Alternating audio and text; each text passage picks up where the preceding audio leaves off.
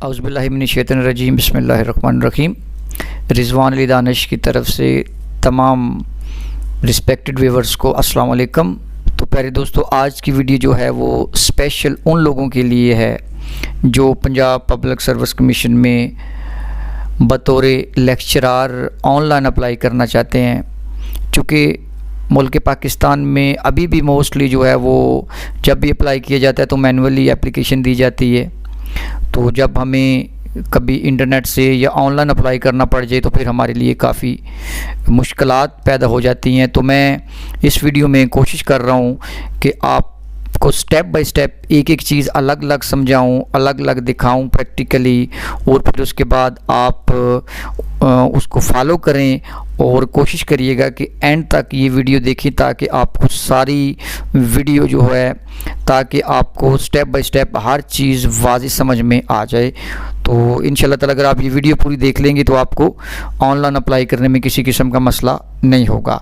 तो जैसा कि जो दोस्त अहबाब इस बात से वाकिफ़ हैं कि पंजाब पब्लिक सर्विस कमीशन यानी PPSC ने असामियों का ऐलान कर दिया हुआ है, पहले आपने ऑनलाइन अप्लाई करना है तो इसका तरीक़ाकार क्या है।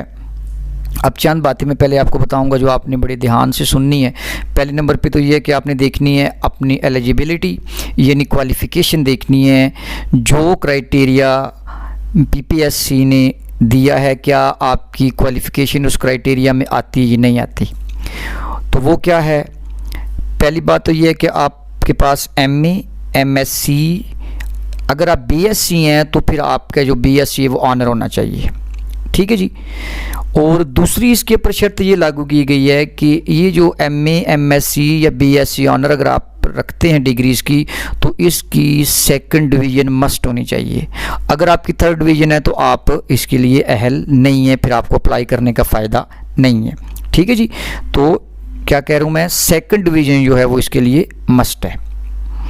या दूसरे अल्फाज में ये कह लें कि अगर आपको डिवीज़न का सही अंदाज़ा नहीं हो रहा आपकी डिग्री से, तो आप ऐसा कर सकते हैं, अगर आपकी परसेंटेज जो है वो 45% अगर निकलती है तो समझ लें कि आप की अप्लाई करने की अहलियत है, अदरवाइज़ आप अप्लाई नहीं कर सकते। यानी सेकंड डिवीज़न, और या फिर आप ये कह सकते हैं कि 45% नंबर अगर आपके हैं तो आप अप्लाई कर सकते हैं।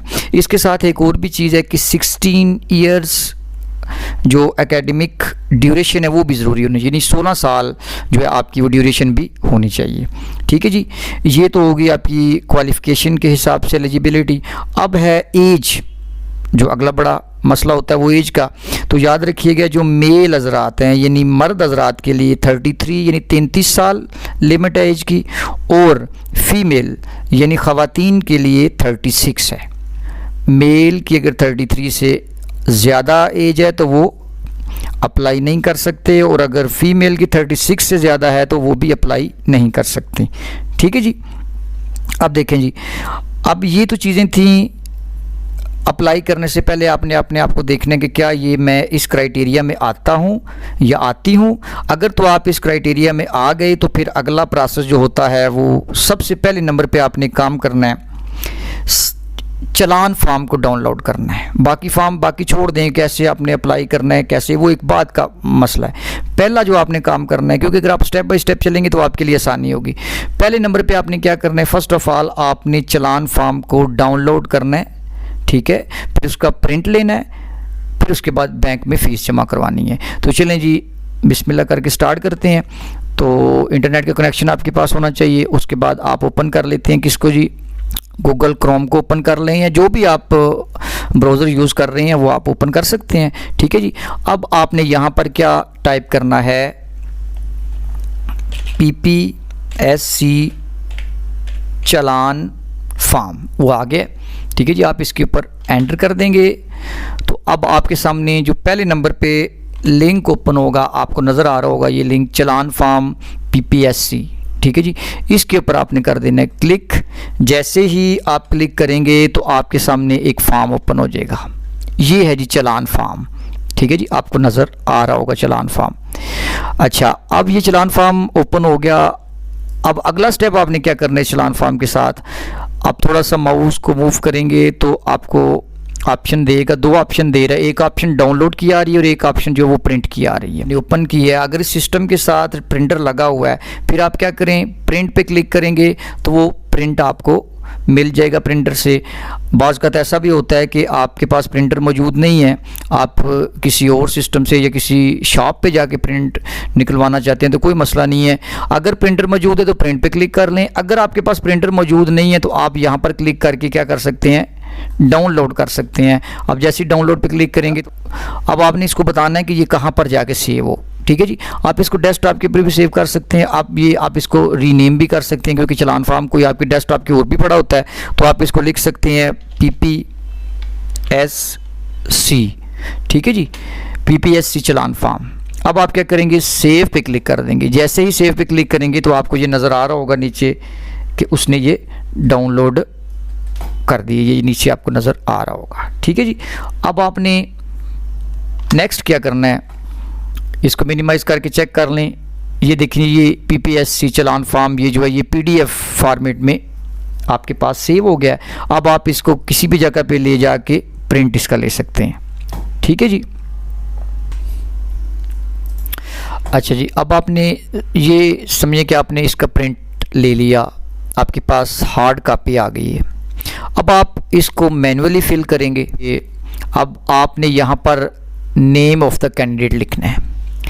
अब आपने यहाँ पर ये उसने जो ये खाली जगह दी हुई है, ये नेम ऑफ द कैंडिडेट, यहाँ पर आपने अपना नाम लिखना है।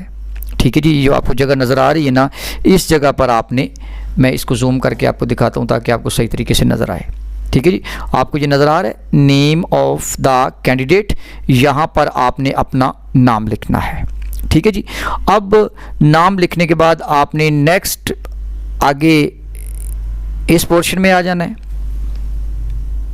इसमें लिखा हुआ है examination fee for the post of, यानी अब आप किस पोस्ट के लिए ये फ़ी जो है वो सबमिट करवा रहे हैं बैंक में। पर लिखना है कि lecturer for Islamic studies mathematics, यानी कि जो आपका रेलिवेंट सब्जेक्ट है आपने वो लिखना है यहाँ पर। ठीक है, यानी जिस पोस्ट के लिए आप अप्लाई कर रहे हैं वो पोस्ट आपने यहाँ पर लिखनी है सिंपली। इसके बाद आगे यहाँ पर आ जाएं आप, ये जो आपको पोर्शन नज़र आ रहा है इसमें आपने लिखना है क्या, अमाउंट लिखनी है। तो याद रखिएगा आपने 600 रुपया यानी 600 लिखना है यहाँ पर, यानी 600 रुपया आपने बैंक में जमा करवाना है। समझ आ गई, ये पोर्शन पहला कंप्लीट हो गया। अब ये 3 परतें इसके आपको नज़र आ रहे होंगे, यानी ये एक ये है, एक ये वाला है और एक ये वाला है। जब आपने एक को फिल कर लेना है तो अगला बिल्कुल उसी तरह ही फिल होना है, अगले दोनों ने भी उसी तरह फिल होना है। आप देखें जी, अब ये आपने सारा फिल कर लिया, यहाँ पर आपने अमाउंट भी लिख ली। ठीक है, अब आपने क्या करना है, नीचे इधर आ जाना है, यहाँ पर आपने अपने कर लेने हैं सिग्नेचर। ठीक है जी, सिग्नेचर करने के बाद यहाँ पर कहता है इन वर्ड्स रुपीज़, यहाँ पर आपने इन वर्ड्स लिखना है। आपने क्या लिखना है, 600 ओनली, 600 ओनली। और उसके बाद यहाँ पर आपने डिजिट में लिख देना है 600। ठीक है जी, यहाँ पर आप डिजिट में 600 लिख देंगे। अब आपने जब एक पर 30 का फिल कर लिए तो आगे कोई प्रॉब्लम नहीं है, बाकी सेम आपने दोनों में उसी तरह ही फिल करना है जिस तरह आपने इस पहले में फिल किया है। ठीक है जी, अच्छा जी, अब आपका ये फॉर्म हो गया मुकम्मल। ठीक है, अब आपने क्या करना है, अब आपने जाना है सीधा बैंक में। अब अगला सवाल ये पैदा होता है कि बैंक कौन सा है, तो याद रखिएगा नेशनल बैंक ऑफ पाकिस्तान में आपने जाना है।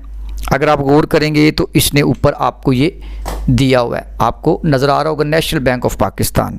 ठीक है, तो आपने अपने शहर की करीबी ब्रांच में जाके, जो कि नेशनल बैंक हो, नेशनल बैंक ऑफ पाकिस्तान में जाके आपने ये वहाँ पर चलान फार्म देना है और साथ उनको 600 रुपया देना है। वो क्या करेंगे जी, वो 600 रुपया आपसे लेके इसके ऊपर बैंक की मोहर लगा के क्या करेंगे, आपको एक परत वो आपको दे देंगे, ये फर्स्ट वाला, ये परत वो आपको दे देंगे, ये और ये दोनों परत वो अपने पास रख लेंगे। ठीक है जी, अच्छा, जब आपको ये वो वापस करेंगे, एक परत वापस करेंगे, तो एक बात बड़ी अहम जो अब मैं आपको बताने लगा वो आपने ज़हन में रखनी है, वो आपको बैंक की तरफ से एक सीरियल नंबर जारी करेंगे, वो मैनुअली लिखेंगे, वो अपनी पेंसिल से लिखेंगे, बॉल पॉइंट से लिखेंगे। वो आपको कोई भी नंबर, कोई से मुराद ये है, यानी वो आपको वो सीरियल नंबर देंगे जो उनका चल रहा होगा, वो मैनुअली लिखेंगे। वो यहाँ पर वो कोई भी लिख सकते हैं, वो 150, 160, 170 जो भी वो उनके पास सीरियल नंबर चल रहा होगा ना, जितनी नंबर पे आपका चालान फॉर्म जमा हुआ होगा वो यहाँ पर आपको वो नंबर देंगे। वो नंबर बड़ा अहम है, वो नंबर आपने लाजमी देखना है। जब आपको वो चालान फॉर्म देते हैं एक दफ़ा आपने देख लेना है कि क्या उन्होंने कोई मैनुअल नंबर ऊपर लिखा है या नहीं लिखा। अगर नहीं लिखा तो आपने दोबारा रिक्वेस्ट करनी है कि इसके ऊपर आपने सीरियल नंबर नहीं लिखा, काइंडली वो भी हमें लिख के दें। ठीक है जी, हाँ जी। और मेरे पास एक सैंपल पड़ा हुआ है जो मैं आपको दिखा सकता हूँ कि वो किस तरीके से वो आपको वो जो सीरियल नंबर देते हैं।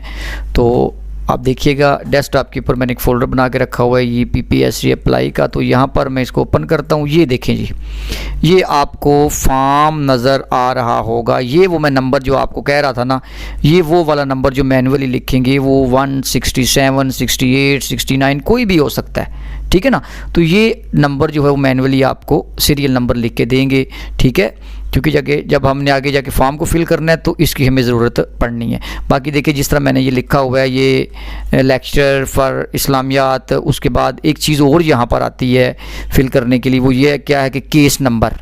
ठीक है जी, तो ये केस नंबर आप जो है वो लिख के लेके जाएंगे। तो केस नंबर के लिए अगर आपके पास वो जो उसने वो इश्तिहार दिया हुआ, इश्तिहार के ऊपर भी केस नंबर मौजूद है। अगर आप समझते हैं कि केस नंबर की समझ नहीं आ रही तो फिर मैं आपको एक तरीका बताता हूँ, आप केस नंबर कहाँ से देख के लिखेंगे वो मैं आपको बताता हूँ। हाँ जी, अब मैं आपको बताने लगा हूँ कि आपको ये जो केस नंबर है ये कहाँ से मिलेगा। इसके लिए मैं न्यू टैब ओपन कर लूँगा और यहाँ पर लिखूँगा PPSC।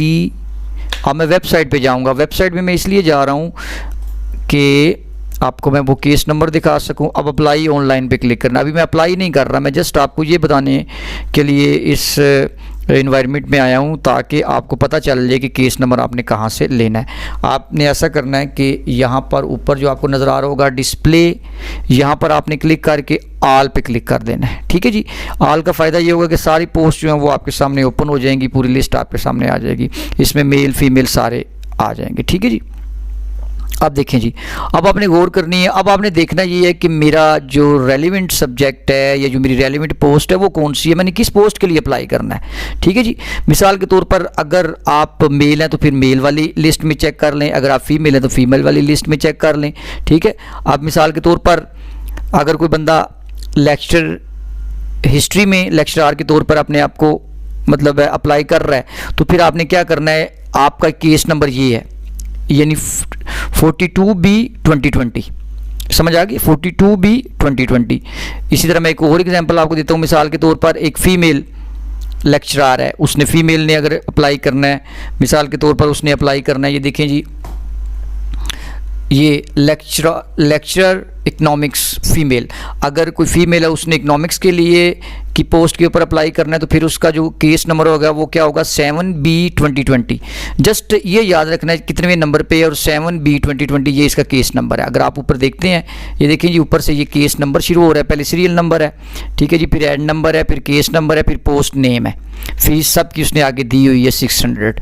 ये सारी इन्फॉर्मेशन आपको यहाँ से मिल जाएगी। ठीक है, तो अब आपने यहाँ से केस नंबर अपना रेलिवेंट सब्जेक्ट देख के यहाँ से आपने केस नंबर लिख लेना है। लें जी दोस्तों, अब हमारा पहले नंबर वाला जो प्रोसेस था, जो हमने फर्स्ट ऑफ ऑल करना था, वो प्रोसेस हमारा हो गया कंप्लीट। आपने बैंक में फ़ीस जमा करवा दी, फ़ीस जमा करवाने के बाद आपके पास ये रसीद आ गई। समझ लें, फ़र्ज़ कर लें कि ये रसीद आपने, ये आपकी ही है, आपने ये रसीद हासिल कर ली है। अब आपने नेक्स्ट प्रोसेस जो है वो क्या करना है, वो आपने गौर से देखना है। अच्छा जी, अब आपने फ़ीस जमा करवा दी, अब नेक्स्ट स्टेप आपने क्या करना है, अब फिर कुछ इंस्ट्रक्शंस है, इनके ऊपर ज़रा आपने तवज्जो करनी है। देखें, सबसे पहले नंबर पे जब आपने ऑनलाइन अप्लाई करने बैठना है अपने कंप्यूटर के सामने, तो कौन कौन से डॉक्यूमेंट्स आपके पास उस वक्त हर सूरत में होने चाहिए वो मैं आपको बताने जा रहा हूँ। फ़र्स्ट ऑफ़ ऑल तो आपके पास अपने एकेडमिक डॉक्यूमेंट्स सारे होने चाहिए। ठीक है, जिसमें आपकी मैट्रिकुलेशन, इंटरमीडिएट, बैचलर और मास्टर डिग्री जो है ये आपके पास उस वक्त मौजूद होनी चाहिए, क्योंकि इसी से हमने डाटा जो है वो देना है। पहली बात तो ये होगी। इसके बाद आपके पास एक पासपोर्ट साइज़ फ़ोटो होनी चाहिए, आईडी कार्ड होना चाहिए आपके पास, और वो चलान फार्म जो आप जिसकी ऊपर आप फ़ीस जमा करवा के आए हैं वो चलान फार्म का पर्त आपके पास होना चाहिए, जिसके ऊपर बैंक की मोहर भी लगी होनी चाहिए और वो सीरियल नंबर भी लिखा होना चाहिए। ठीक है जी, ये चीज़ें आपके पास आ गई। अब आपने अप्लाई करना शुरू करना है। तो जब आप अप्लाई करना शुरू करेंगे तो उसके लिए आपको क्या करना पड़ेगा जी? उसके लिए आपको सबसे पहले काम ये करना पड़ेगा कि जो आपके पास चलान फार्म, पासपोर्ट साइज़ फ़ोटो और आईडी कार्ड पड़ा हुआ है, इसको आपने स्कैनर की मदद से कंप्यूटर में स्कैन कर लेना है। ठीक हो गया जी। अब ये तीनों चीज़ें आपने जब स्कैन कर लेनी है, अपने कंप्यूटर की हार्ड डिस्क पे आपके पास आ गई हैं, तो अब आपने फिर क्या करना है? अगला जो बड़ा अहम काम है वो ये है कि अब आपने इन तीनों फाइल्स को, यानी चलान फार्म की फ़ाइल को, पासपोर्ट साइज़ फ़ोटो की फ़ाइल को और आईडी कार्ड की जो फ्रंट साइड है, याद रखिएगा आईडी कार्ड की फ्रंट साइड को आपने स्कैन करना है। ये तीनों डॉक्यूमेंट्स जो हैं वो आपको याद रखिएगा 25 KB से ज़्यादा नहीं होनी चाहिए इनकी। अगर ये 25 KB से ज़्यादा होगी फ़ाइल तो फिर इसको वो जो सॉफ्टवेयर है वो कबूल नहीं करेगा। तो इसलिए याद रखना है कि इन तीनों फाइल्स को आपने 25 KB तक लाना है। अब सवाल ये पैदा होता है कि अब ये तीनों फाइलें तो मेरे पास आ गई, मैंने स्कैन करके रख ली तीनों फाइल्स, चलान फार्म भी रख लिया, पासपोर्ट साइज़ फ़ोटो भी रख लिया, आईडी कार्ड भी रख लिया फ्रंट साइड इसकी करके मैंने। अब जब आप स्कैन करते हैं तो कोई 250 KB हो सकता है, कुछ MB में भी हो सकता है, तो फिर उसके लिए मसला बनता है। तो उसमें घबराने की ज़रूरत नहीं है। अगर तो आप कंप्यूटर को अच्छी तरीके से इस्तेमाल कर रहे हैं, ठीक है, तो आप एक बिल्कुल आम सा प्रोग्राम है, पेंट में जाके यानी फ़ोटो पे क्लिक करके राइट क्लिक करके एडिट पे जाके भी उसको आप कर सकते हैं, कंप्रेस कर सकते हैं, उसके साइज़ को छोटा कर सकते हैं। अगर आपके पास कोरल ड्रा या इस तरह के प्रोग्राम आप यूज़ करते हैं तब भी कर सकते हैं। लेकिन मैं आपको ऐसा तरीका बताऊंगा जो कि ऑनलाइन होगा और वो बड़ा जल्दी हो जाएगा। ठीक है, तो आपने क्या करना है? आपने अब ऑनलाइन अप्लाई करने से पहले, यानी वो ऑनलाइन अप्लाई की इंटरफेस को ओपन करने से पहले आपने इन तीनों को लेके आना है 25 KB तक या इससे लेस देन, यानी इससे कम। तो फिर मैं आपको एक वेबसाइट बताता हूँ, बड़ी जल्दी हो जाएगा ये काम। आपने उस वेबसाइट पे जाना है, ठीक है। तो वो वेबसाइट कौन सी है? आप ज़रा गौर से आपने गूगल में लिख लेना है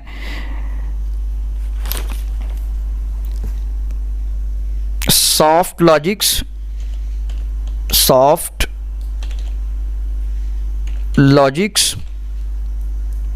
और जैसे ही आप सॉफ्ट लॉजिक्स लिखेंगे तो आपको ये नीचे नज़र आ जाएगा सॉफ्ट लॉजिक्स रीसाइज। अगर आप सॉफ्ट लॉजिक्स रीसाइज पूरा लिख लेते हैं, अगर आप सॉफ्ट लॉजिक्स रीसाइज पूरा लिख लेंगे तो वो तब भी आ जाएगा, नहीं तो वो नीचे लिंक दे देगा। आप इसके ऊपर क्लिक करते हैं, जैसे क्लिक करते हैं पहले नंबर पे जो आपको लिंक नज़र आ रहा है इमेज साइज, बिल्कुल टॉप पे पहले नंबर पे image size optimization soft logic unit converter, जो भी आगे लिखा होगा आपने इसको कर देना जी क्लिक। जैसे ही आप क्लिक करेंगे तो आपके सामने एक वेबसाइट ओपन हो जाएगी। अब ये बिल्कुल सिंपल सी वेबसाइट है, कोई इसमें प्रॉब्लम, कोई मसला, कोई टेंशन वाली बात नहीं है, बिल्कुल सिंपल सी वेबसाइट है। जस्ट आपने यहाँ से चूज़ फाइल करना है, ठीक है। अब मैं पहले बता देता हूँ, मैं इसको मिनिमाइज़ करता हूँ। मसलन मेरे पास ये फाइल्स पड़ी हुई हैं, ठीक है जी। अब ये देखें जी, मसलन मेरे पास ये पहले नंबर पे चलान फार्म की मैं फ़ाइल चेक करता हूँ, ये कितनी है, ठीक है जी। ये 1.52 MB है, बहुत बड़ी फ़ाइल है, उस हिसाब से ये भी वो कबूल नहीं करेगा। इस फाइल को मैं देखता हूँ, जो मैंने फ़ोटो लगानी है ये 85 KB की है, ये भी नहीं वो कबूल करेगा। अब आईडी कार्ड को चेक करता हूँ, आईडी कार्ड की 976 KB है, तो ये भी कबूल नहीं करेगा। तो फिर अब मुझे इसी सॉफ्टवेयर, इसी वेबसाइट की हेल्प लेना पड़ेगी। अब मैं फर्स्ट ऑफ ऑल क्या करता हूँ जी, चूज़ फाइल करता हूँ, ठीक है जी। अब डेस्कटॉप के ऊपर मैं जाता हूँ, डेस्कटॉप के ऊपर मैंने एक फ़ोल्डर जो बना के रखा हुआ है PPSC अप्लाई का, ये मैंने ओपन कर लिया। अब मैं यहाँ से चूज़ करता हूँ फाइल, पहले नंबर पे चलान फार्म को चूज़ कर लेता हूँ। उसके बाद मैंने ओपन पे क्लिक कर दिया।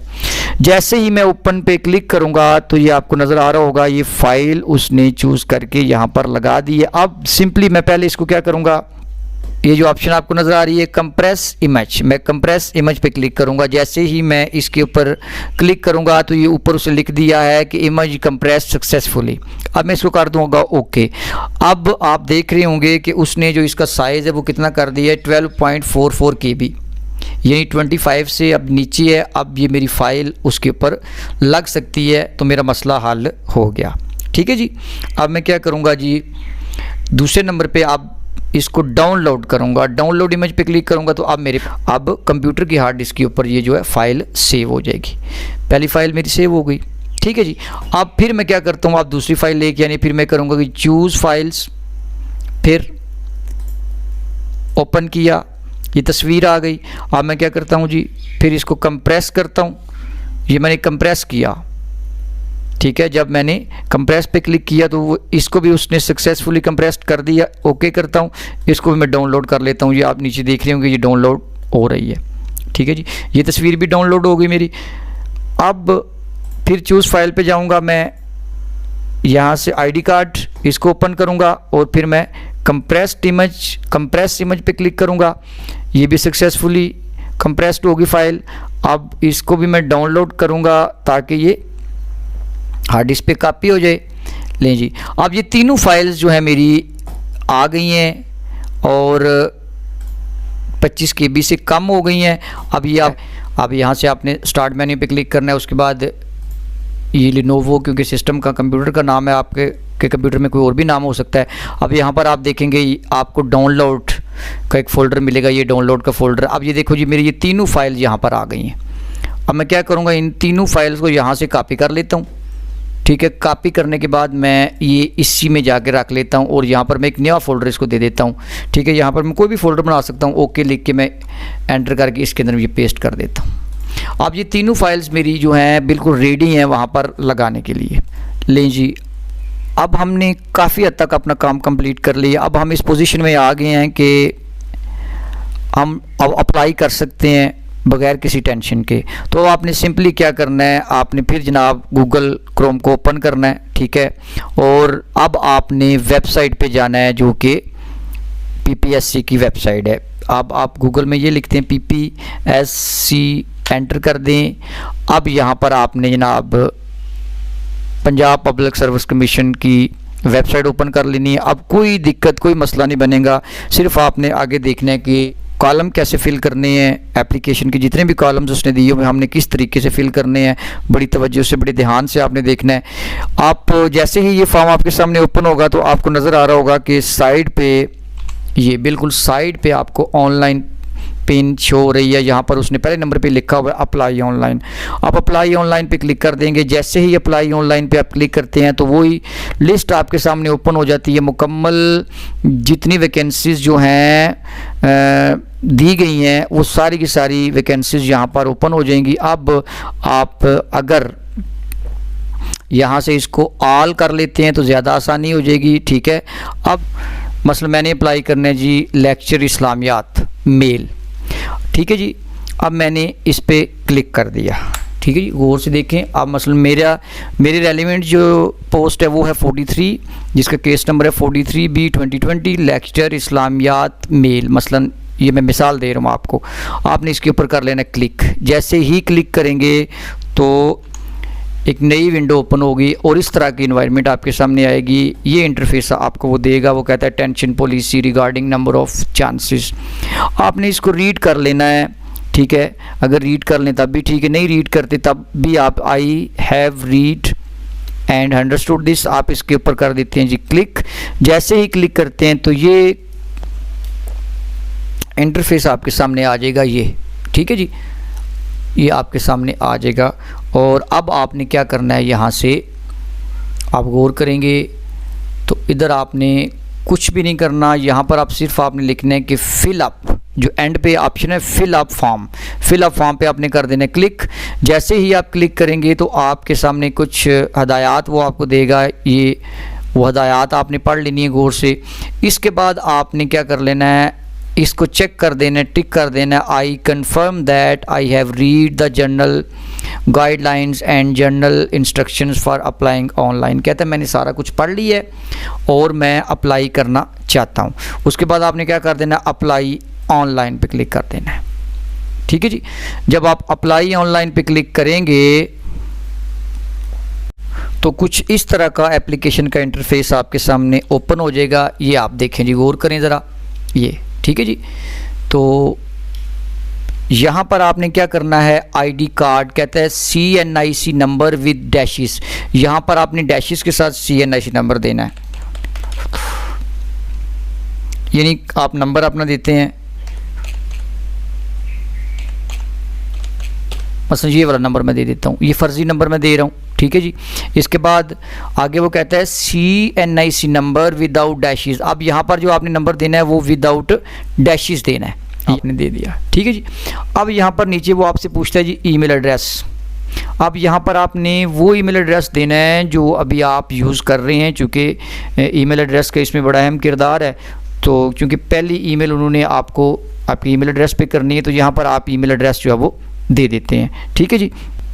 मिसाल के तौर पर मैं यहाँ पर अपनी ईमेल एड्रेस दे देता हूँ।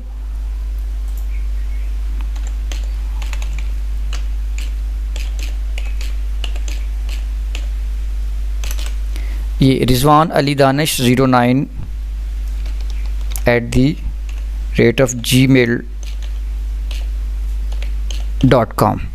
ठीक है जी। ये मैंने, अब यहाँ पर आप नंबर लिख सकते हैं, कोई भी नंबर आप यहाँ पर लिख सकते हैं। यानी उसने, लेकिन ये बड़ी उसने यहाँ पे ताकीद की, कहते हैं do not give your portable mobile number which is converted from one network to another. यानी जो कन्वर्टेड हो ना एक नेटवर्क से दूसरे नेटवर्क पे, जिसको कन्वर्ट किया गया हो, ऐसा कोई नंबर ना दें। ठीक है जी। अब यहाँ पर बिलफर्ज मैं कोई सा नंबर भी दे देता हूँ। ठीक है। मसलन यही समझ लें कि मैं यहाँ पर अब अपना नंबर दे देता हूँ, ये मैंने नंबर दे दिया। ठीक है जी।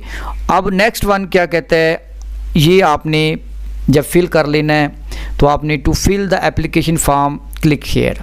ठीक है जी। अब आपने यहाँ पर क्लिक कर देना। जैसे ही आप क्लिक करेंगे तो अब आपके सामने कुछ इस तरह का इंटरफेस ओपन होगा। ठीक है जी। ये आपको नज़र आ रहा होगा, मैं थोड़ा जूम करता हूँ ताकि आपको सही तरीके से नज़र आए। ये अब आपने जी फॉर्म को बाकायदा तौर पे फिल करना शुरू कर देना है, बड़े ध्यान से फिल करना है। यहाँ पर लिखा हुआ है जेंडर। ठीक है जी। अब यहाँ पर लिखा हुआ है जी मेल ही सिलेक्ट करना है, आपने मेल ही है, हो गया जी। इसके बाद फिर वो कहता है कि जेंडर एलिजिबिलिटी मेल, हो गया। इसके बाद नीचे कहते हैं डेट ऑफ बर्थ। अब यहाँ पर आपने डेट ऑफ बर्थ लिखनी है, मसलन आप 1992 रख लेते हैं। ठीक है जी। आगे कुछ भी रख लें आप, मंथ, यानी अब यहाँ पर आपने वो डेट ऑफ बर्थ देनी है जो आपके डॉक्यूमेंट्स के ऊपर लिखी हुई है। इसको ज़रा ध्यान से देखना है क्योंकि आपने अपने डॉक्यूमेंट्स के मुताबिक ही देनी है डेट ऑफ बर्थ। ठीक है जी। ये यहाँ पर आपने डेट ऑफ बर्थ दी। उसके बाद आर यू गवर्नमेंट एम्प्लॉई, कहता है कि क्या आप पहले किसी गवर्नमेंट में मुलाजमत कर रहे हैं। आपने कहना है जी अगर तो आप कर रहे हैं फिर तो आपको यस करना पड़ेगा, अगर आप नहीं कर रहे तो आप नो कर दें। ठीक है जी। उसके बाद आगे नेक्स्ट पूछ रहा है do you claim to be a special person, कहता है कि आप स्पेशल पर्सन है, कोई डिसेबल तो नहीं है। तो आपने कहना है जी नो, अगर हैं तो फिर यस करना पड़ेगा। उसके बाद कहता है आर यू रिटायर्ड, आप कहीं रिटायर्ड तो नहीं, या रिलीज्ड आर्म फोर्स पर्सन तो नहीं है। अगर आप हैं इनमें से, इस क्राइटेरिया में आप आते हैं तो यस कर दें, नहीं तो फिर नो पे क्लिक करने के बाद आपने क्या कर देना है, to fill the application form check here. अब आपने अगले स्टेप पे चले जाना, क्लिक कर लिया। ले जी, अब आपके पास जो इंटरफेस ओपन हुआ है यहाँ पर आपने ज़रा गौर करनी है। ठीक है। अब ये ऊपर जो एडिंग दे रहा है ये कहता है कि यूज़र एप्लीकेशन प्रोफाइल। अब यहाँ पर आपकी मुकम्मल प्रोफाइल जो है वो बन जाएगी। ठीक है जी। अब यहाँ पर आपकी प्रोफाइल जो बनेगी, इस प्रोफाइल के लिए उसने CNIC नंबर जो आपने पीछे दिया वो दे दिया, उसने पिछला सारा वो साथ साथ लेके चल रहा है। अब यहाँ पर वो क्या कह रहा है, कहते हैं चूज़ फाइल। अब यहाँ पर आपने अपनी फ़ाइल चूज़ करनी है, कौन सी, पिक्चर नॉट अपलोडेड येट, यानी कि अभी इसके ऊपर नहीं, जब आप करेंगे तो वो फिर अगला ऑप्शन आपको दे देगा। अब यहाँ से आपने करनी है चूज़ फाइल। यहाँ पर आपने तस्वीर लगानी है पासपोर्ट साइज़ जो कि 25 KB से कम होनी चाहिए। अगर आप गौर करें तो ये नीचे उसने इंस्ट्रक्शन आपको दी हुई है, ये नीचे देखा ना, उसने कहा है कि file size should be less than 25 KB, इससे कम होना चाहिए। ठीक है। तो अब आपने क्या करना है जी, किस पे क्लिक करना है, चूज़ फाइल पे क्लिक करना है। जैसे ही आप क्लिक करेंगे तो अब आपने वो जगह बतानी है जहाँ पर तस्वीर पड़ी हुई है। मैंने ये फ़ोल्डर PPSC अप्लाई के नाम से फ़ोल्डर बनाया हुआ है, तो मैंने ये ओके करके फ़ाइल सारी रखी हुई है ताकि जल्दी हो जाए। अब मैंने यहाँ से ये तस्वीर लेनी है, ओपन कर दिया। ओपन पे क्लिक करेंगे तो उस वक्त तक ये तस्वीर सामने शो नहीं होगी जब तक आप इसको अपलोड नहीं करेंगे। तो अब आपने क्या करना है, अपलोड पिक्चर के ऊपर क्लिक कर देना है। ठीक है जी। जैसे ही आपने अपलोड पे क्लिक किया, ये तस्वीर आ गई और उसने नीचे लिख दिया you have uploaded picture successfully. ठीक है जी, ये काम तो हो गया आपका मुकम्मल। अब अगले काम की तरफ आ जाएं। आगे वो कहते हैं कि चूज़ फाइल। अब यहाँ पर आपने कौन सी फ़ाइल चूज़ करनी है, याद रखिएगा उसने नीचे लिखा हुआ है CNIC पिक्चर। अब यहाँ पर आपने CNIC पिक्चर साइज आप फ्रंट साइड आपने स्कैन करके रखी हुई है, उसको आपने ओपन करना है और फिर उसके बाद क्या करना है, अपलोड पे क्लिक कर देना है। तो आप देखेंगे कि ये CNIC की फ़ोटो भी आपके सामने अपलोड हो गई है। You have uploaded picture of your CNIC successfully. ठीक है जी, यहाँ तक आपका प्रोसेस हो गया मुकम्मल। अब हम चलते हैं अगले नेक्स्ट प्रोसेस की तरफ, वो है बैंक रिसीप्ट इंफॉर्मेशन स्टेटस। अब देखिए जी, यहाँ पर आपने क्या करना है, ये दो ऑप्शन दी हुई हैं। पहले नंबर पे तो ऐड है, दूसरे नंबर पे कहते हैं PPSC employees special persons only. यानी इसका मतलब ये है कि ये दूसरी तो उन लोगों के लिए जो कि already Punjab public service commission के अंदर कोई मुलाजमत कर रहे हैं या कोई स्पेशल पर्सन है, उनके लिए तो ये नहीं है। लेकिन चूँकि हमारे लिए ये है, हमने फ़ीस जमा करवाई हुई, तो हमें क्या करना पड़ेगा, ऐड पे क्लिक करना पड़ेगा। ठीक है जी, किस पे क्लिक करना है, ऐड पे क्लिक करना है।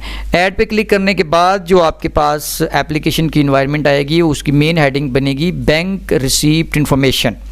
ठीक है जी, आप ये ऊपर देख रहे होंगे बैंक रिसीप्ट इन्फॉर्मेशन।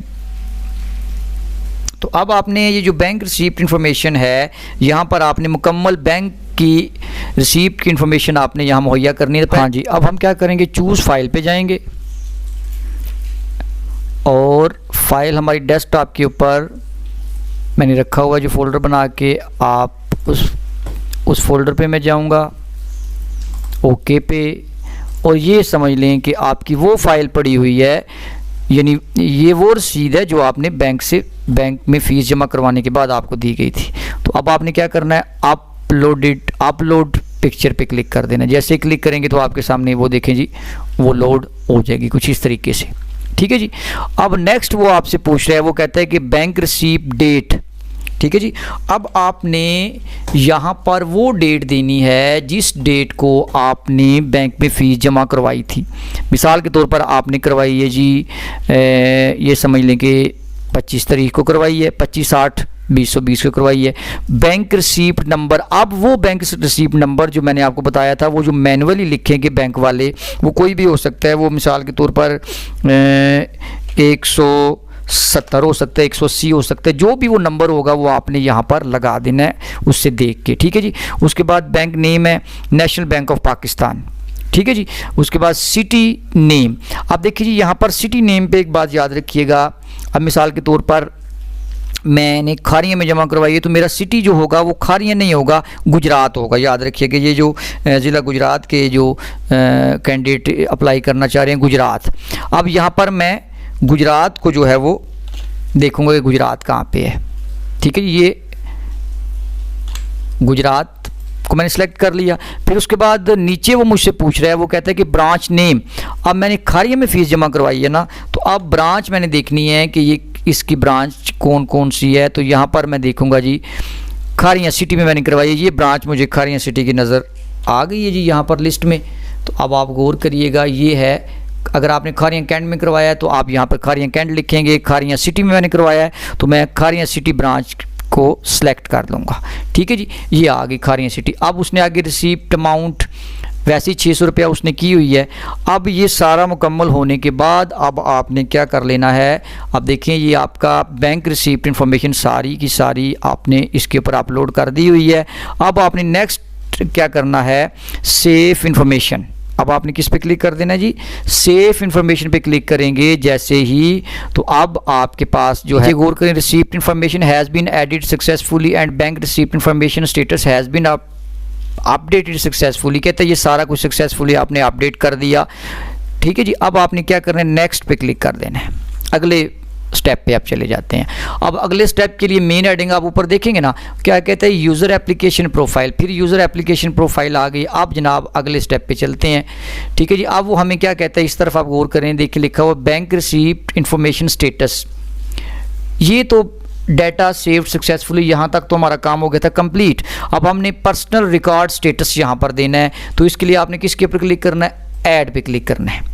ऐड पे क्लिक करेंगे तो अब आपके पास ऐसा इंटरफेस एप्लीकेशन का आ गया जिसमें पर्सनल इंफॉर्मेशन आपने मुकम्मल तौर पे देनी है।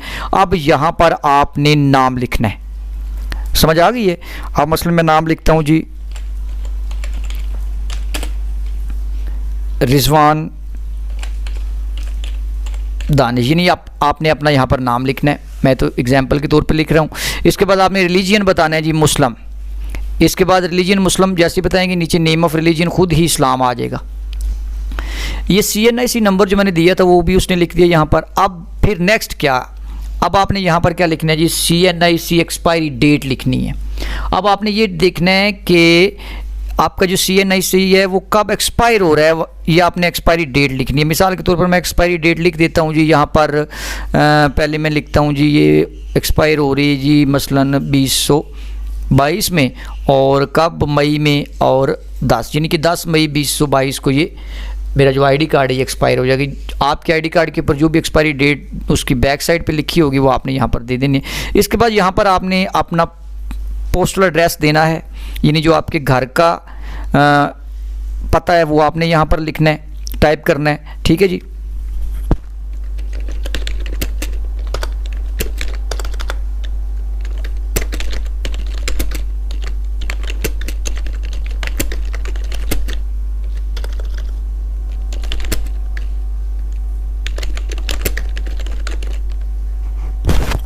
जिस तरह जी मैंने ये एड्रेस सारा लिख दिया। मिसाल के तौर पर मैंने अपना जो मेरा एड्रेस था वो मैंने सारा लिख दिया। यहाँ पर आपने तहसील और डिस्ट्रिक्ट, जिस तरह जो भी आपका एड्रेस बनता है वो सारा एड्रेस आपने यहाँ पर लिख देना है, ठीक है जी। इसके बाद आगे लिखना है जी आपने phone number. Phone number already जो है ये मोबाइल नंबर, ये फ़ोन नंबर वो जो वो लाइन वाला नंबर है वो तो आजकल बहुत कम यूज़ होता है। अगर आपके पास है घर में तो आप वो नंबर लिख सकते हैं, अगर नहीं है तो ये ज़रूरी नहीं है, आप इसको स्किप कर दें, ठीक है जी। आप फिर नेक्स्ट आ जाएँ जी, नीचे आ जाएँ। यहाँ पर ईमेल एड्रेस भी दे दिया। फिर फादर नेम आपने यहाँ पर लिख,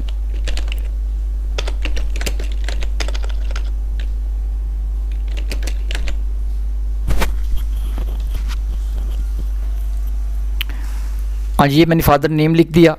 इसके बाद डोमिसाइल, अब आपका जिस डिस्ट्रिक्ट का डोमिसाइल बना होगा आपने वो डिस्ट्रिक्ट यहाँ पे चूज़ करना है, ठीक है। अब मिसाल के तौर पर अगर आपका ये पूरी लिस्ट उसने दी हुई है, इसमें सारे जो है ना इज़ला उसमें इस लिस्ट में मौजूद होंगे। अगर मसलन मैं गुजरात से हूँ तो मैं गुजरात ये मैंने सेलेक्ट कर लिया। अब आप देख रहे हो कि डोमिसाइल के आगे क्या गया, गुजरात।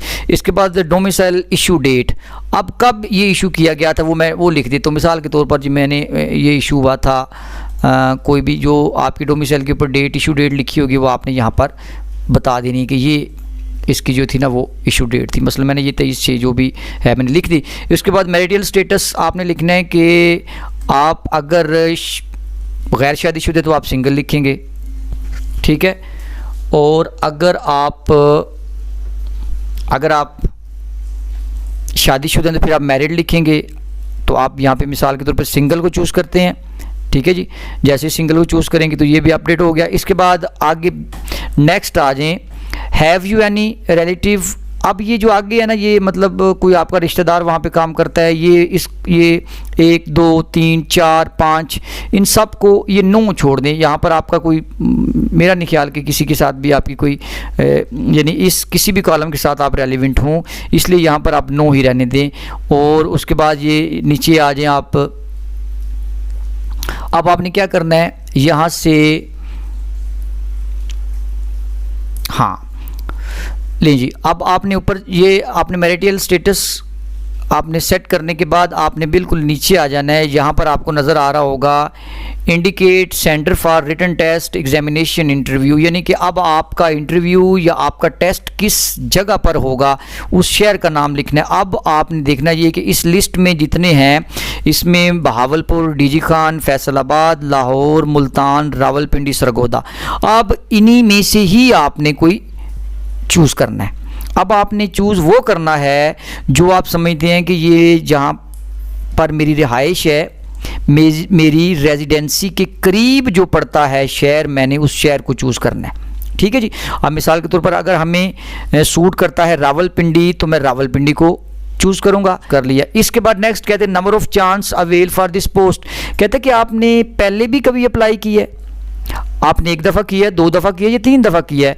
अगर आप तो कर रहे हैं फर्स्ट टाइम अप्लाई कर रहे हैं, फिर तो आप क्लिक करेंगे ज़ीरो पे, यानी कि इससे पहले आपने अप्लाई नहीं किया, ये फर्स्ट टाइम अप्लाई कर रहे हैं, तो आपने क्या करना है, यानी वो आपको वो पूछ रहा है, माजी की बात पूछ रहा है कि आपने इससे पहले कितनी दफ़ा किया हुआ, तो आपने कहना है कि मैंने इससे पहले नहीं अप्लाई किया हुआ। अगर आपने अप्लाई नहीं किया तो ज़ीरो, अगर 1 दफ़ा किए तो 1, 2 इस तरह आपने लिखने। तो अब मैंने मसलन पहले अप्लाई नहीं किया तो मैं ज़ीरो को सिलेक्ट करूँगा और ये सारी इन्फॉर्मेशन देने के बाद मैं क्या करूँगा, सेव इन्फॉर्मेशन पे क्लिक कर दूँगा। ठीक है जी। जैसे ही मैंने सेव इन्फॉर्मेशन पे क्लिक किया तो उसने नीचे ऑप्शन एक दे दिया, personal information has been added successfully and personal information status has been updated successfully. अब नेक्स्ट पे मैं क्लिक करूंगा तो मुझे अब वो अगले प्रोसेस पे ले जाएगा। अगले प्रोसेस पे वो मुझे लेके आया, फिर वो यूज़र एप्लीकेशन प्रोफाइल पे लेके आया, यानी अभी इसका प्रोसेस जारी है, मुकम्मल नहीं हुआ। हमने कंप्लीशन जो की है वो की है पर्सनल रिकॉर्ड स्टेटस तक, तो हमने सक्सेसफुली इसको सेव कर लिया है। अब वो कहता है एजुकेशन रिकॉर्ड स्टेटस। अब ये बड़ी अहम चीज़ है, आप गौर करें। तो दोस्तों अब हमने यहाँ पर क्या करना है, एजुकेशन रिकॉर्ड स्टेटस, यानी अब आपने अपनी सारी एजुकेशन का यहाँ पर इसको रिकॉर्ड देना है।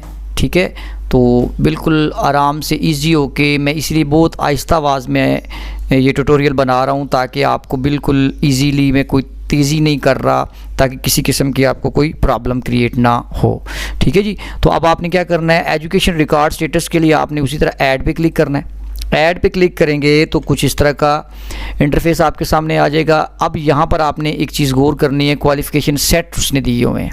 ठीक है जी, ये टोटल 6 सेट उसने दिए हुए हैं। अब नंबर 1, सेट नंबर 1 को अगर आप गौर करते हैं इसके ऊपर, तो उसने क्या बताया हुआ सेट नंबर 1, वो कहता है कि मैट्रिकुलेशन है आपका या ओ लेवल है। ये तो आपको पता है कि मैंने मैट्रिक किया हुआ है या ओ लेवल में मैंने पढ़ा हुआ है। इंटरमीडिएट है या ए लेवल है, बैचलर है, मास्टर इन इस्लामियात है। इसके बाद दूसरे सेट में उसने लिखा हुआ है कि बैचलर है और एमए इस्लामिक स्टडीज़ है, या आपका मैट्रिकुलेशन है या इंटरमीडिएट है, इसमें एमए इस्लामिक कल्चर है। यानी मतलब ये है कि आपने वो सेट यहाँ से चूज़ करना है जो आपकी डिग्री के रेलेवेंट होगा, जो बिल्कुल आपकी डिग्री के साथ मैच करता होगा। अब चूँकि मिसाल के तौर पर मैंने इस्लामियात को चूज़ किया था, तो मेरे रेलेवेंट जो है वो नंबर 2 पे है, यानी कि ये है master of arts in Islamic studies. ठीक है जी। तो मैं अब क्या करूँगा, मैं यहाँ से ये जो उसने ऊपर लिखा हुआ है ना कि please select in which set your qualification, तो मेरा जो सेट है, जो मेरे क्वालिफ़िकेशन के साथ जो सेट रेलेवेंट है वो है नंबर 2। मैंने नंबर 2 को चूज़ कर लिया। उसके बाद मैंने क्या किया जी, प्रोसीड फर्दर, अब मुझे आगे लेके चले। ठीक है जी। जैसे ही मैंने प्रोसीड फर्दर पे क्लिक किया तो मेरे पास ये विंडो ओपन हो गई। अब यहाँ पर वो क्या कहता है, योर क्वालिफ़िकेशन सेट क्या है, सेट नंबर 2 चूज़ किया जो कि रेलिवेंट है। अब यहाँ पर वो कहता है कि 2 ऑप्शन दिए, प्रोसीड फर्दर और चेंज क्वालिफ़िकेशन सेट। अगर आपको कोई गलती हो गई तो दोबारा भी आप इसको चेंज कर सकते हो। ठीक है, यहाँ पर आपने प्रोसीड फर्दर पे आपने क्लिक कर देना है। ठीक है जी, किस पे क्लिक करना है, प्रोसीड फर्दर पे मैंने कर दिया क्लिक। जैसे ही मैंने क्लिक किया तो अब एजुकेशन डिटेल जो है, ये मेन हेडिंग एजुकेशन डिटेल, जिसका मतलब है कि अब इस परफॉर्मा के अंदर मैंने जितनी भी डिटेल देनी है वो अकॉर्डिंग टू माई एजुकेशन होगी। ठीक है जी। तो अब हमने क्या करना है, यहाँ पर शुरू कर देना। सबसे पहले नंबर पे आपने ये देखना है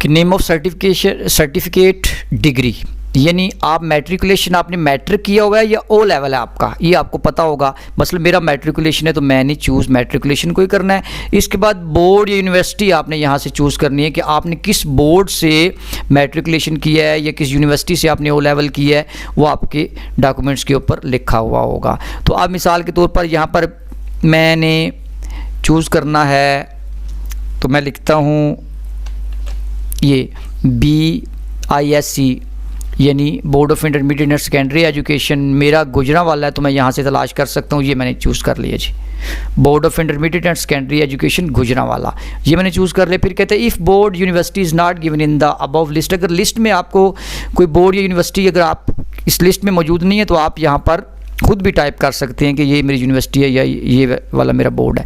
फिर उसके बाद कहते हैं मेजर सब्जेक्ट आपने लिखने हैं। मिसाल के तौर अगर आपने साइंस पढ़ी है मैट्रिक में तो आप लिख सकते हैं जी फिज़िक्स लिख सकते हैं, ठीक है जी, या फिर केमिस्ट्री लिख सकते हैं, फिजिक्स, केमिस्ट्री, बायो या कंप्यूटर साइंस, जो भी आपके मेजर सब्जेक्ट हैं वो 2 या 3 आप सब्जेक्ट यहाँ पर मेंशन कर देते हैं।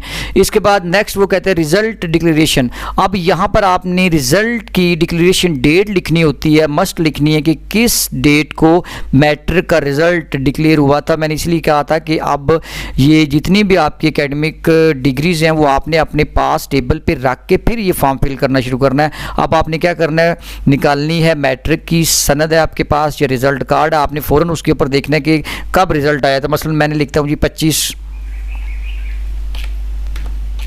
अगस्त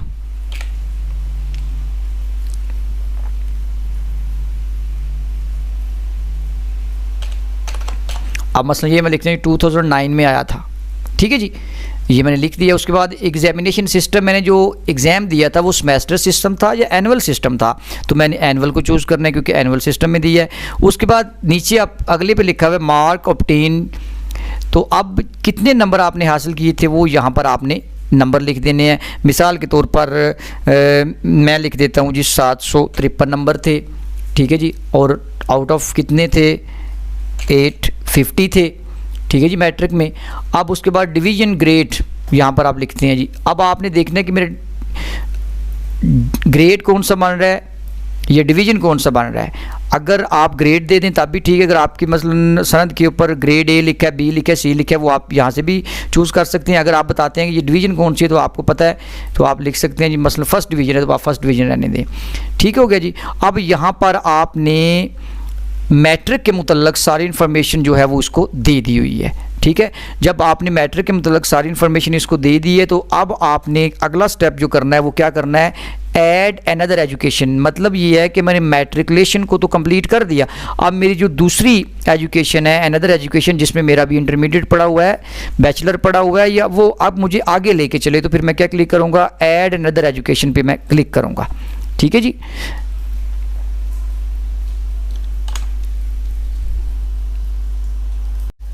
ले जी, अब हमारे पास जो है वो आ गया है इंटरमीडिएट के मुतल्लक, ठीक है जी।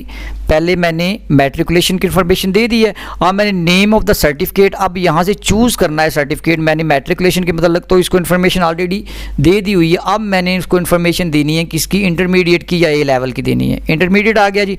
अब वो आपसे पूछ रहा है, कहता है कि नेम ऑफ सर्टिफिकेट इंटरमीडिएट है या ए लेवल है, तो मैं कहता हूँ जी इंटरमीडिएट है, ठीक हो गया। अब बोर्ड यूनिवर्सिटी गुजरांवाला बोर्ड ही है तो उसने पिछला ही ले लिए तो मैं इसी को उसी तरह रहने देता हूँ। उसके बाद वो मुझसे पूछ रहा है कि मेजर सब्जेक्ट, तो मेजर सब्जेक्ट मैं यहाँ पर अब मसलन अगर मैंने कॉमर्स है तो मैं लिख लेता हूँ जी अकाउंटिंग,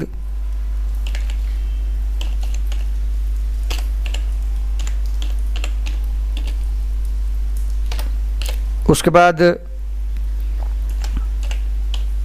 इकोनॉमिक्स, ठीक है। जो आपके मेजर सब्जेक्ट हैं वो आप यहाँ पर लिख लें। उसके बाद रिजल्ट डिक्लेयर्ड ऑन, आप रिजल्ट डिक्लेयर्ड ऑन, मैं उसी तरह इसको इसी डेट को मैं एडिट कर लेता हूँ। मसलन मैं कहता हूँ ये 2011 में, और यहाँ से मसलन जो भी डेट डिक्लेरेशन डेट है आपके सर्टिफिकेट के ऊपर ये लिखी होगी वो आपने यहाँ से लिख लेनी है। उसके बाद कहते हैं एग्जामिनेशन सिस्टम, वही आपने एनुअल यहाँ से करना है। इसके बाद मार्क्स ऑब्टेन्ड, आप मैंने यहाँ पे लिखने हैं जी मैंने कितने मार्क्स लिए थे, तो मैं मसलन लिख लेता हूँ जी मार्क्स यहाँ पर मैंने लिए थे, और यहाँ पर 1100 थे, जितने भी मार्क्स थे वो आपने यहाँ पर लिख लेने हैं। अब उसके बाद आप यहाँ पर बताते हैं ये आपका फर्स्ट डिवीज़न है, सेकंड डिवीज़न है, जो भी आपकी डिवीज़न होगी वो डिवीज़न आपने यहाँ पर लिख देनी है, ठीक है जी।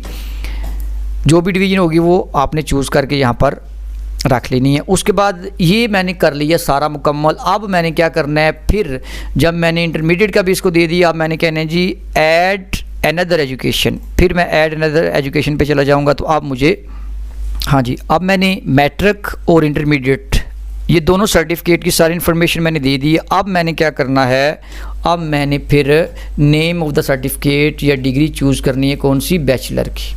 ठीक है जी। बैचलर के लिए आपसे वो पूछ रहा है कि आपका बोर्ड या यूनिवर्सिटी क्या थी। तो मिसाल के तौर पर अगर मेरी यूनिवर्सिटी ऑफ पंजाब है तो मैं लिखता हूँ यूनिवर्सिटी ऑफ पंजाब, ये जनाब आ गया पंजाब यूनिवर्सिटी। ठीक है जी, पंजाब यूनिवर्सिटी है। आप पंजाब यूनिवर्सिटी मैंने यहाँ से चूज़ कर लिया। आपकी जो मुतलका यूनिवर्सिटी आपने यहाँ पर वो यूनिवर्सिटी चूज़ करके कर लेनी है। अगर लिस्ट में आपकी मुतलका यूनिवर्सिटी नहीं है तो आप यहाँ पर लिख सकते हैं, टाइप कर सकते हैं। इसके बाद मेजर सब्जेक्ट उसी तरह, इसमें आपने मेजर सब्जेक्ट मसलन जी लिख लेते हैं जी इंग्लिश और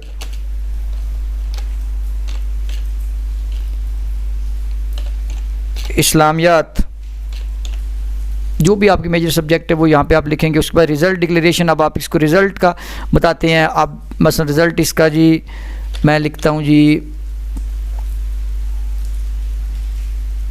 मसलन 14 में है, तो यहाँ से कोई भी अपडेट कर लें जो उसके ऊपर लिखा हुआ है जो आपके एक्चुअल में, तो मतलब एक मिसाल के तौर पे लिख रहा हूँ ना।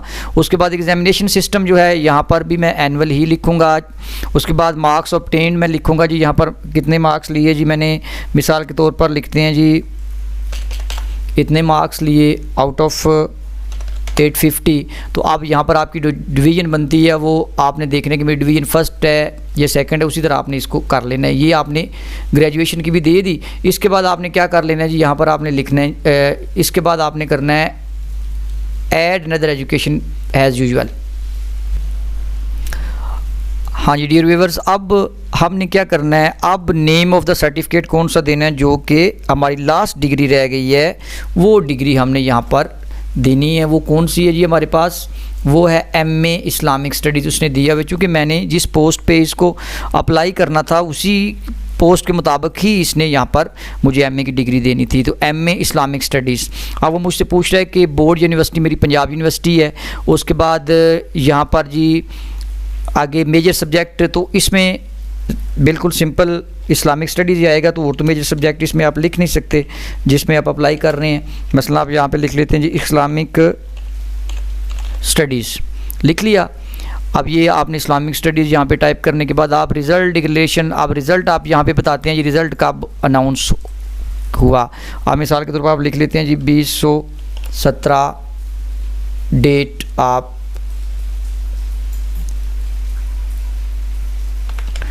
ठीक है जी। अब आपने यहाँ पे रिज़ल्ट डिक्लेरेशन लिख लेनी है। रिज़ल्ट डिक्लेयर्ड ऑन, कब रिज़ल्ट डिक्लेयर किया गया ये आपने डेट सन लिख लेनी है। और उसके बाद एग्जामिनेशन सिस्टम आपका एनुअल है, वो एनुअल ही आप रहने दें। मार्क्स ऑब्टेन्ड आपके मसलन इसमें कितने मार्क्स हैं, ठीक है जी।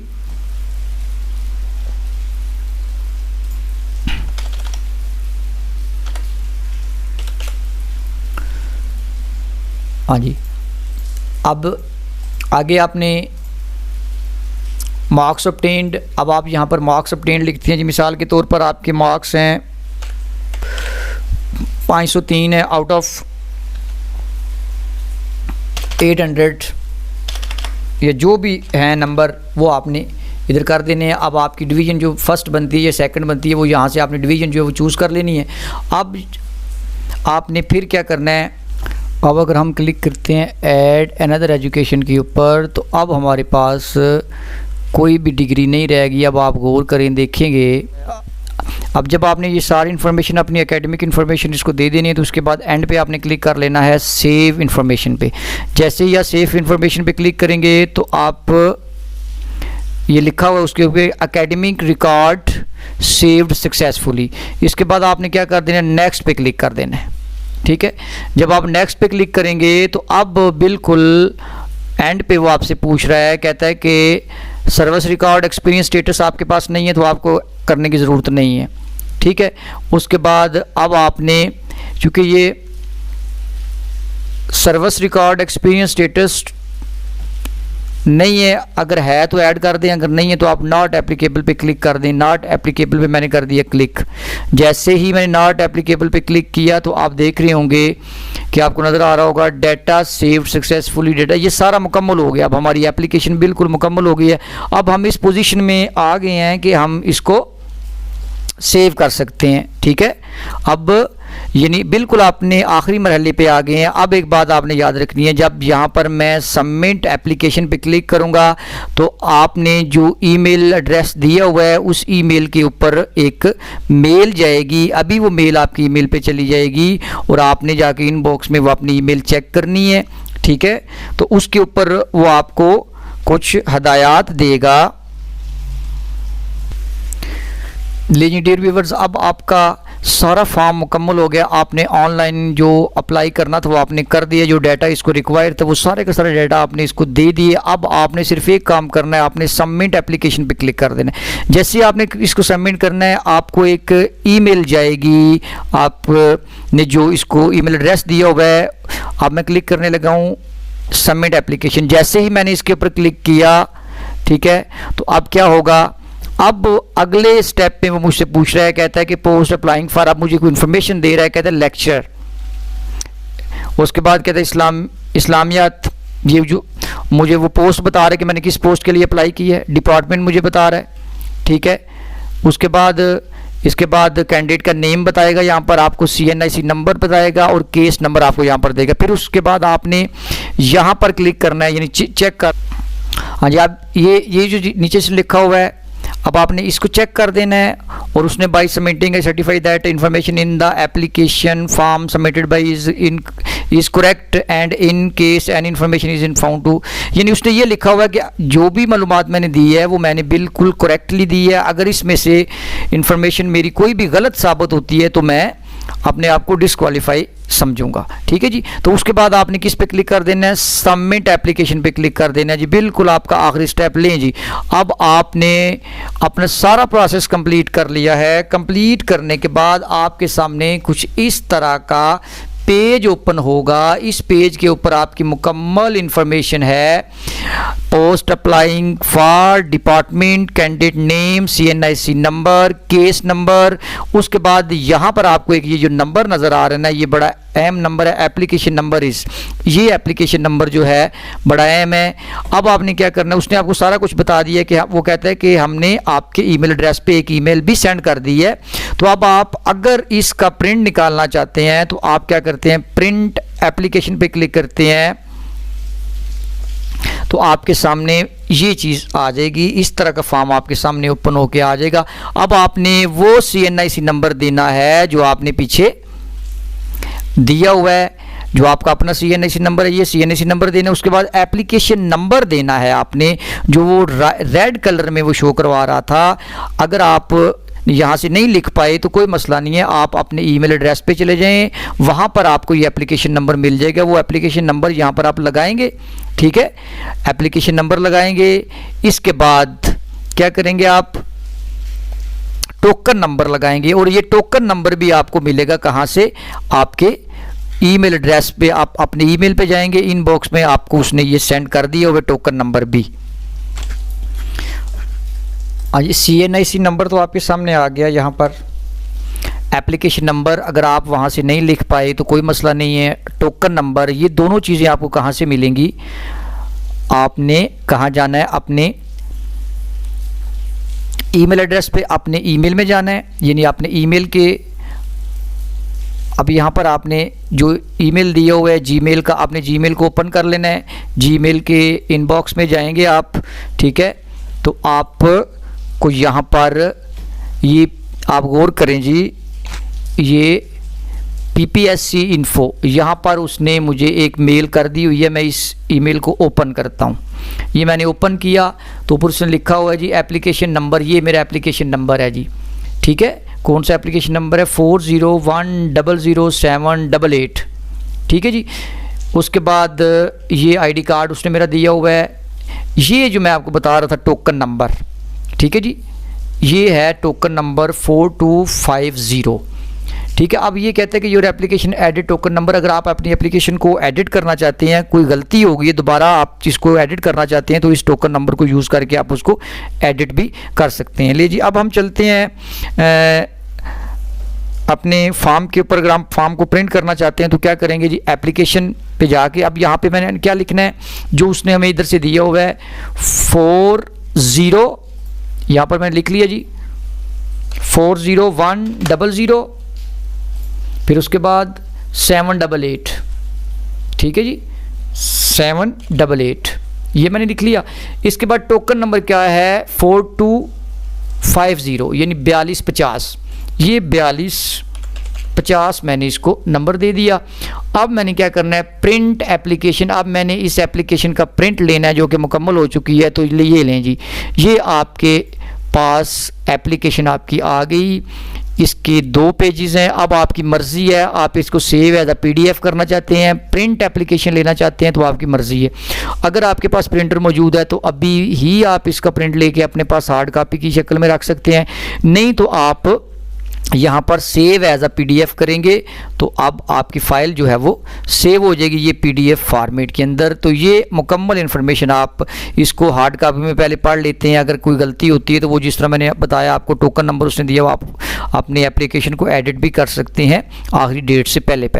ठीक है जी, तो ये था मुकम्मल फॉर्म फिल करने का और ऑनलाइन अप्लाई करने का तरीक़ाकार, और मैं उम्मीद करता हूँ कि आपको बड़े अच्छे तरीके से समझ आ गई होगी। मैंने अपनी तरफ से पूरी कोशिश की है कि मैं बड़े आराम से एक एक चीज़ को अलग अलग करके आपको समझाऊँ। तो और मैं इसके साथ साथ जो मेरे दोस्त हबाब जो हैं अप्लाई कर रहे हैं, अल्लाह ताला उनको इस मकसद में कामयाब करे।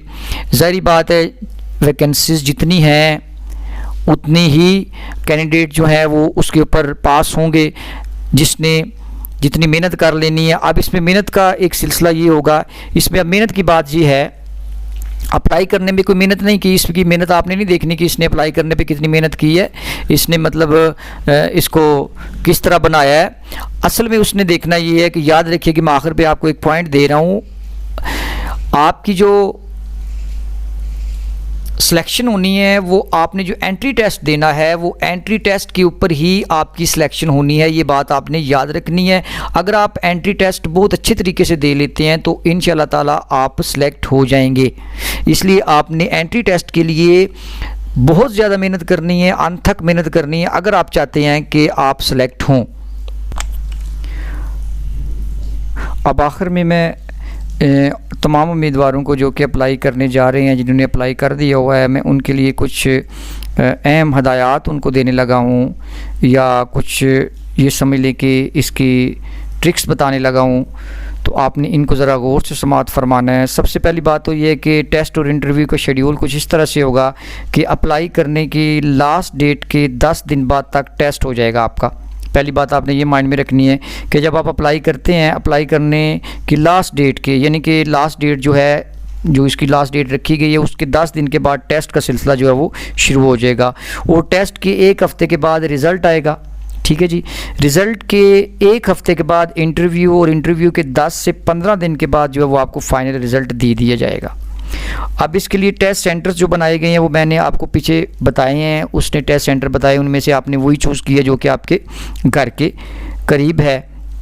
ठीक है जी, अब इसका मेरिट का जो सिलसिला होगा, इसका मेरिट कैलकुलेशन कुछ इस तरीके से होगी कि सबसे पहले आपको टेस्ट पास करना है, ये तो ज़रूरी है।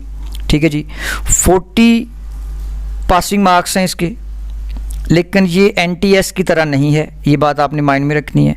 पासिंग मार्क्स काफ़ी नहीं हैं, इसके लिए आपने सिर्फ पासिंग मार्क्स को नहीं देखना। ये PPSC एक सेट के एक टेस्ट में टॉप के 5 उम्मीदवारों को इंटरव्यू कॉल करेगी। ठीक है जी, मतलब ये कि अगर 50 सेट हैं तो वो टेस्ट में टॉप के 250 उम्मीदवारों को कॉल करेंगे। इसमें आपके एकेडमिक मार्क्स का कोई अमल दखल नहीं होगा, ये आपने बात माइंड में रखनी है। अगर फ़र्ज़ कर लें अगर आपकी CGPA या आपके ऑब्टेनिंग मार्क्स बहुत ज़्यादा हैं, अगर आपकी CGPA 4/4 भी है लेकिन आप टेस्ट में मेरिट पर नहीं आ सके, तो आप इंटरव्यू के लिए बिल्कुल अहल नहीं होंगे। आप इसी ज़हन में ना रहना कि मेरे मतलब है मेरे एकेडमिकल मेरे बहुत अच्छे मार्क्स हैं, फर्स्ट डिवीज़न है, तो इसके साथ कोई तल्लक नहीं होगा।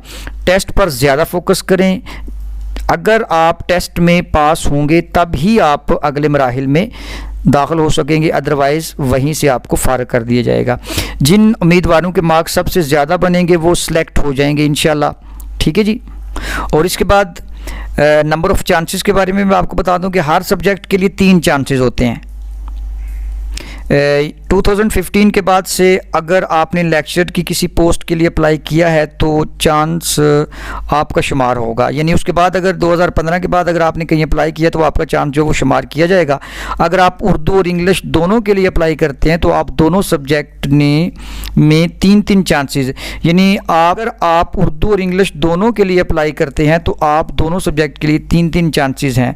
अगर किसी सब्जेक्ट में आपकी तालीम रिक्वायर्ड क्वालिफ़िकेशन से ज़्यादा है तो आपका एक चांस और बढ़ जाएगा, इसका आपको ये फ़ायदा होगा। मतलब अगर आप रिक्वायर्ड क्वालिफ़िकेशन ग्रेजुएशन है और आपने एमफिल किया हुआ है तो आपके चांसेस 4 हो जाएंगे। ठीक है जी, तो ये ज़रूरी इन्फॉर्मेशन जो मैंने आपको दी है आपने इसको भी फॉलो करना है। और आखिर में फिर मैं दुआ करता हूँ कि अल्लाह ताला आपको अपने मकसद में कामयाब करे। इसी के साथ इजाज़त चाहता हूँ। अल्लाह आपका हामी नासर हो।